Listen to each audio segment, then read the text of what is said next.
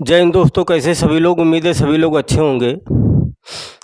तो आज की क्लास में जो चैप्टर है कैपेसिटर, इसके क्वेश्चन एमसीक्यू कराते हैं, जो एयरफोर्स नेवी एनडीए के लिए बहुत ही इम्पोर्टेंट है। चलो स्टार्ट करते हैं कैपेसिटर के एमसीक्यू क्वेश्चन। जैसा पहला क्वेश्चन दे रखा है, कह रहा कि संधारित्र कैपेसिटर की धारिता का SI मात्रक क्या होता है। कैपेसिटर क्या होता है? जो आवेश का या ऊर्जा का संचय करता है। कंडेंसर जो फैन में लगा होता है उसी को क्या कहते हैं? हम कैपेसिटर कहते हैं। चलो, तो कैपेसिटर की धारिता का फार्मूला क्या होता है? C बराबर होता है Q/V। ये होता है कैपेसिटर की धारिता का सूत्र। ये होता है C बराबर Q/V। तो इसकी यूनिट निकाल सकते हैं हम ऐसे ही सिंपल। तो आवेश की यूनिट क्या होगी? कूलाम। वोल्टेज है कूलाम प्रति वोल्ट। ये इसी को SI जो यूनिट होती है इसी को बोलते हैं फैरड। Farad capital F। ये तो संधारित्र की धारिता की यूनिट क्या होती है? फैरड होती है। फार्मूला याद रखना है, संधारित्र की धारिता C बराबर फार्मूला होता है Q/V। यूनिट कूलाम प्रति वोल्ट या SI यूनिट क्या हो जाएगी? फैरड। तो इसमें ऑप्शन आपका पहला करेक्ट हो जाएगा। ये फैरड आंसर क्या हो जाएगा? सही हो जाएगा। तो संधारित्र की धारिता का SI मात्रक क्या होता है? फैरड होता है।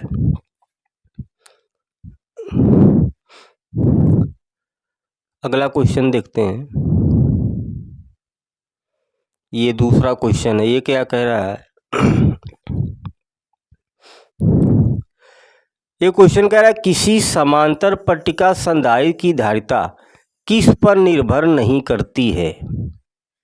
ऑप्शन है प्लेटों के क्षेत्रफल पर, प्लेटों के बीच की दूरी पर, प्लेटों के पदार्थ पर, या माध्यम के परावैद्युतांक पर। तो किसी समांतर पट्टिका संधारित्र की धारिता, तो किसी समांतर पट्टिका या प्लेट संधारित्र की धारिता का फार्मूला क्या होता है? होता है C बराबर A/0 K/D। ये फार्मूला होता है, ये व्यंजक सिद्ध किया जाता है।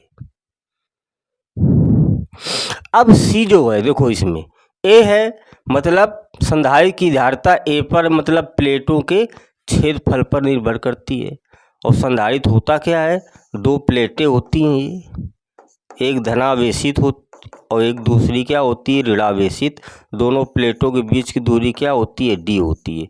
और ये जो दो प्लेटें हैं X और Y, इन दोनों का जो क्षेत्रफल होता है वो क्या होता है? A होता है, बराबर होता है। तो संधारित्र की जो धारिता है C, इन दोनों प्लेटों के क्षेत्रफल के क्या होती है? अनुक्रमानुपाती, अर्थात प्लेटों के क्षेत्रफल पर निर्भर करती है। आगे प्लेट के बीच की दूरी क्या है? D। इस पर भी संधारित्र की धारिता निर्भर करती है।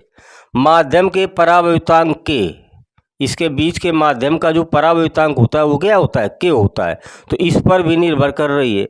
ठीक है, प्लेटों के पदार्थ पर, ये जो प्लेटें हैं दोनों किस पदार्थ की बनी है, इससे धारिता से कोई लेना देना नहीं है। तो किसी समांतर प्लेट संधारित्र की धारिता किस पर निर्भर नहीं करती? तो प्लेटों के पदार्थ पर निर्भर नहीं करती है। और संधारित्र की धारिता किस पर निर्भर करती है? तो क्षेत्रफल पर, परावैद्युतांक पर और इन प्लेटों के बीच की दूरी पर निर्भर करती है। लेकिन ये प्लेटें किस पदार्थ की बनी है, इस पर निर्भर नहीं करती। तो करेक्ट आंसर क्या हो जाएगा? प्लेटों के पदार्थ पर संधारित्र की धारिता निर्भर नहीं करती है। अगला क्वेश्चन, तीसरा क्वेश्चन देखो क्या कह रहा है। ये कह रहा है कि एक परावैद्युत यानी डाइलेक्ट्रिक को संधारित्र की प्लेटों के बीच रखने पर धारिता पर क्या प्रभाव पड़ता है। ये संधारित्र है आपका, ये एक धनावेशित प्लेट होगी और एक क्या होगी? ऋणावेशित प्लेट। और दोनों प्लेटों के बीच की दूरी क्या होगी? D होगी। चलो, ये दो प्लेटें X और Y, ये संधारित्र हो गया, कैपेसिटर हो गया। अब कह रहा है कि प्लेटों के बीच रखने पर एक डाइलेक्ट्रिक इन प्लेटों के बीच में रख देते हैं और जिसका परावैद्युतांक होगा, कोई डाई इलेक्ट्रिक पदार्थ भर देंगे, कागज भर देंगे, इसके बीच में मोम भर देंगे। परावैद्युत का मतलब क्या होता है? जैसे कागज है, मोम है, डाई इलेक्ट्रिक पदार्थ होते हैं, इनके बीच में रख देंगे तो इनका परावैद्युतांक होगा। तो कह रहा धारिता पर क्या प्रभाव पड़ता है? तो C बराबर फार्मूला क्या होता है? A epsilon not K upon D। अगर K बढ़ेगा तो C बढ़ेगा। तो अगर संधारित्र की प्लेटों के बीच में अगर हम परावैद्युत रख देंगे अर्थात K आ जाएगा तो धारिता क्या हो जाएगी? बढ़ जाएगी। क्योंकि K है, K बढ़ेगा तो C बढ़ेगा। तो ऑप्शन क्या हो जाएगा करेक्ट? बी ऑप्शन करेक्ट हो जाएगा कि एक परावैद्युत को संधारित्र की प्लेटों के बीच रख दिया जाता है तो धारिता क्या हो जाती है? बढ़ जाती है। और धारिता किस किस पर बढ़ती है? देखो फार्मूला तो यही होता है, C बराबर A एप्सिलॉन नॉट K। अगर प्लेटों की जो क्षेत्रफल होते हैं ये दोनों बराबर होते हैं, अगर प्लेटों का क्षेत्रफल अगर हम बढ़ा देंगे, प्लेटों का क्षेत्रफल बढ़ा देंगे तो धारिता भी क्या हो जाएगी? बढ़ जाएगी। और कैसे बढ़ती है? प्लेटों के बीच के माध्यम पर परावैद्युतांक अगर K बढ़ा देंगे तो भी धारिता बढ़ जाएगी ये। और प्लेटों के बीच की दूरी पर अगर प्लेटों के बीच की दूरी को अगर हम बढ़ा देंगे ये तो धारिता क्या हो जाएगी? कम हो जाएगी ये। क्योंकि व्युत्क्रमानुपाती है, D को बढ़ाएंगे तो ये कम होगा, इसको कम करेंगे तो ये ज़्यादा होगा। सिंपल है। तो अगर बीच में कोई परावैद्युत पदार्थ रख देते हैं जिसका परावैद्युतांक क्या होता है? K होता है, तो धारिता क्या हो जाएगी? बढ़ जाएगी। सिंपल है। कह रहा है कि संधारित्र में ऊर्जा किस रूप में संचित रहती है? संधारित्र में ऊर्जा किस रूप में इकट्ठा रहती है, संचित रहती है? चुंबकीय क्षेत्र के रूप में, कि वैद्युत क्षेत्र के रूप में, कि गुरुत्वाकर्षण क्षेत्र में, कि ऊष्मीय ऊर्जा के रूप में? तो देखो संधारित्र जो होता है प्लस और दूसरी प्लेट माइनस, बीच की दूरी क्या? D। तो प्लस और माइनस के कारण इनके बीच में एक वैद्युत क्षेत्र उत्पन्न हो जाता है। क्या उत्पन्न हो जाता है? वैद्युत क्षेत्र E बराबर V अपान D ये। तो संधारित्र में ऊर्जा किस रूप में संचित रहती है? वैद्युत क्षेत्र के रूप में। किसके रूप में? वैद्युत क्षेत्र के रूप में। क्योंकि संधारित्र की एक प्लेट धनावेशित होती है और दूसरी कैसी होती है? ऋणावेशित होती है। तो प्लस माइनस के कारण इसमें वैद्युत क्षेत्र, इलेक्ट्रिक फील्ड उत्पन्न हो जाता है और वो जो ऊर्जा होती है वैद्युत क्षेत्र के रूप में स्टोर हो जाती है, इकट्ठा हो जाती है। तो करेक्ट आंसर आपका क्या हो जाएगा? बी आंसर सही हो जाएगा कि संधारित्र में ऊर्जा किस रूप में संचित रहती है? तो वैद्युत क्षेत्र के रूप में संचित रहती है। अगला क्वेश्चन देखते हैं, क्वेश्चन नंबर 5। कह रहा है क्वेश्चन कि धारिता C के संधारित्र में संचित ऊर्जा का सूत्र क्या होता है? संधारित्र में संचित स्थिति ऊर्जा का सूत्र देखो, एक होता है U बराबर हाफ CV स्क्वायर, दूसरा है U बराबर CV स्क्वायर, तीसरा है हाफ C स्क्वायर V, जो बिल्कुल गलत है। U CV स्क्वायर ये भी गलत है। U बराबर हाफ इंटू C बटे V ये भी गलत है। तो आपका ये सही है, U बराबर हाफ CV स्क्वायर। क्योंकि संधारित्र में स्थिति ऊर्जा के 3 सूत्र होते हैं। देखो कौन कौन? पहला फार्मूला होता है U बराबर हाफ Q इंटू V, ये पहला होता है। दूसरा U बराबर हाफ CV स्क्वायर और तीसरा होता है U बराबर half Q square upon C। तो संधारित्र में संधारित्र की जो स्थिति ऊर्जा होती है 3 सूत्र होते हैं। तो इसमें कौन सा करेक्ट है? U बराबर हाफ CV स्क्वायर ये। तो करेक्ट आंसर क्या हो जाएगा इसका? ए ऑप्शन करेक्ट हो जाएगा, बाकी सब गलत है।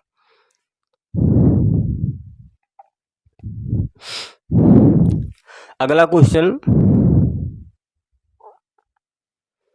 ये 6 नंबर क्या कह रहा है, इस क्वेश्चन में कह रहा है कि दो संधारित्र हैं C1 और C2 को अगर सीरीज में यानी श्रेणी क्रम में जोड़ने पर समतुल्य धारिता कुल धारिता कितनी होती है।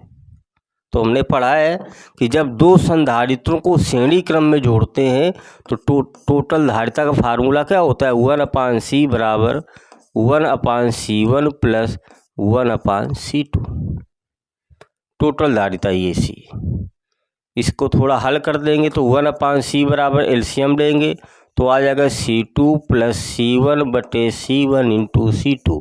तो C बराबर लिखेंगे, उल्टा हो जाएगा तो C1 इंटू C2 बटे C1 प्लस C2 ये आ जाएगा।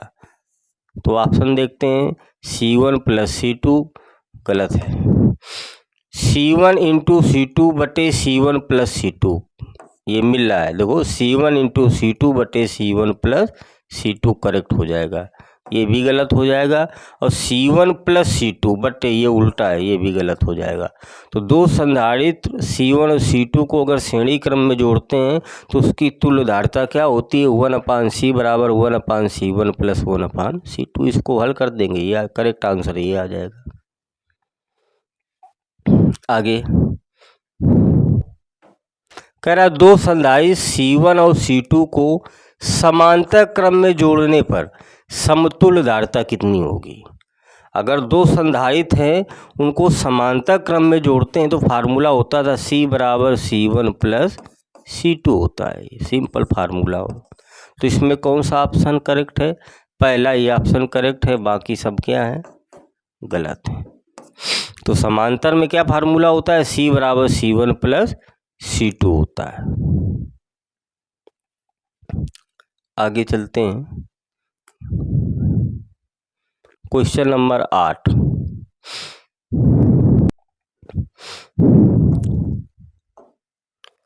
ये क्वेश्चन कह रहा है कि पृथ्वी की धारिता लगभग कितनी मानी जाती है। पृथ्वी की धारिता लगभग कितनी मानी जाती है, 1 माइक्रोफैरड मानी जाती है कि 711 माइक्रोफैरड की 9 गुणा 10 की घात 9 या अनंत। तो देखो कैसे निकालते हैं हम डायरेक्ट। तो जो पृथ्वी है ये मान लेते हैं पृथ्वी है, ये क्या हो गई त्रिज्या हो जाएगी। और पृथ्वी की त्रिज्या हमको याद रखना है लगभग कितनी होती है, 6400 किलोमीटर होती है, याद रखना है। पृथ्वी की त्रिज्या कितनी होती है, 6400 किलोमीटर होती है। और इसकी हमको क्या ज्ञात करना है, धारिता ज्ञात करना है। तो ये गोली चालक हो गया। विलगित गोली चालक की धारिता का फार्मूला क्या होता है, वो लगा देंगे हम, C बराबर 4πε0 इंटू R, यही होता है गोली चालक की धारिता का व्यंजक। अब इसकी वैल्यू कितनी होती है, 1/9 गुणा 10 की घात 9 होगी, इंटू R कितना दिया है 6400। किलोमीटर को मीटर में चेंज करेंगे तो 1000 का क्या कर देंगे हम, गुणा कर देंगे, सिंपल है। इसे हल कर देते हैं तो देखो 64 और नीचे क्या है 9, 64/9 इंटू ऊपर 3 जीरो और 2 जीरो कितना बना देगा 10 की घात 5, नीचे 10 की घात कितना है 9। इसको ऊपर ले जाएंगे, इसे हम डिवाइड करेंगे तो ये कितना आ जाएगा 9 सत्ते 63, एक बचा दशमलव लगाएंगे 0, 10 हो जाएगा, 9 करने 9 ये आ जाएगा, इंटू 10 की घात -4, ये ऊपर चला जाएगा तो इतना आ जाएगा। इसका दशमलव हटाएंगे 0 बढ़ाएंगे ऊपर ले जाएंगे तो ये क्या लिख जाएगा 711 इंटू 10 की घात -6 फैरड। इसी को हम लिख सकते हैं 711 माइक्रो फैरड। ये तो करेक्ट आंसर क्या आ जाएगा, ये 711 माइक्रो फैरड।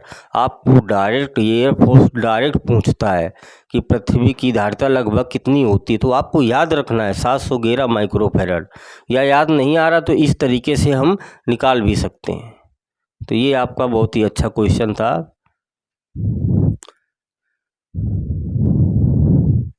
आगे देखते हैं,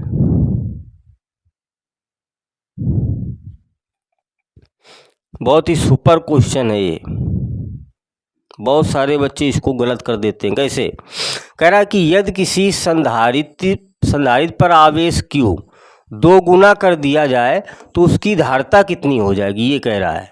यदि किसी संधारित्र पर आवेश कितना कर दिया जाए, दुगुना कर दिया जाए, तो कुछ बच्चे क्या करते हैं, सीधा C बराबर फार्मूला होता है Q/V, तो वो सोचते हैं कि आवेश दुगुना हो गया तो धारिता दुगुनी हो गई, और ऑप्शन भी अच्छा मिल जाता है कि दोगुनी।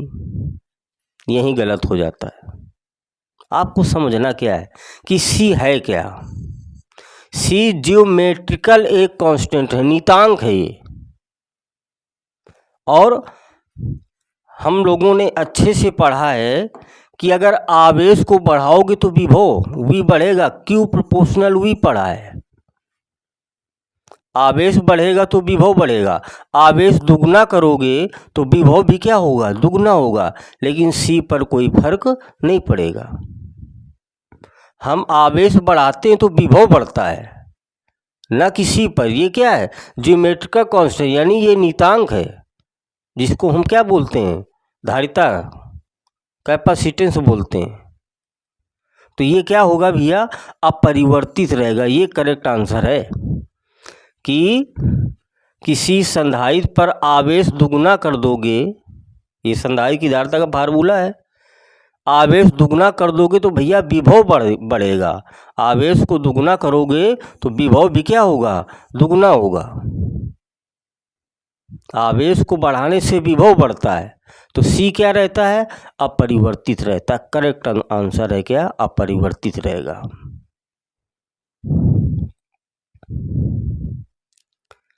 आगे देखते हैं 10 नंबर क्वेश्चन क्या कह रहा है।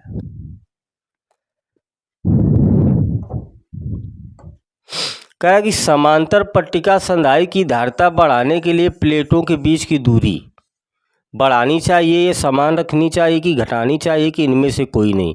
तो समांतर प्लेट संधारित्र की धारिता का फार्मूला क्या होता है, तो C बराबर A/0 K/D। ये अब धारिता बढ़ाना है, C का मान बढ़ाना है, तो कह रहा प्लेटों के बीच की दूरी, और प्लेटों के बीच की दूरी क्या होती है, D होती है। ये 2 प्लेटें हो गई, एक प्लस एक माइनस, प्लेटों के बीच की दूरी क्या होती है, D। तो कह रहा धारिता बढ़ाने के लिए प्लेटों के बीच की दूरी, ये क्या करेंगे हम भाई, C कब बढ़ेगा, C बढ़ाना है तो D को क्या करना पड़ेगा, हमको कम करना पड़ेगा, तभी ये बढ़ेगा। अगर हम प्लेटों के बीच की दूरी को कम करेंगे तभी धारिता बढ़ेगी। अगर प्लेटों के बीच की दूरी को अधिक करेंगे तो धारिता क्या हो जाएगी, कम, क्योंकि ये क्या है, C प्रोपोर्शनल 1/D है। हमको C को बढ़ाना है तो इसको क्या करना पड़ेगा, कम करना पड़ेगा। वही क्वेश्चन कह रहा है कि समांतर प्लेट संधारित्र की धारिता बढ़ाने के लिए प्लेटों के बीच की दूरी को क्या करना पड़ेगा, कम करना पड़ेगा, अर्थात घटाना पड़ेगा हमको। वही है ऑप्शन है, घटाना पड़ेगा। ये जब D घटेगी तभी C क्या होगा, बढ़ेगा। तो करेक्ट आंसर क्या हो जाएगा, B आपका आंसर सही हो जाएगा।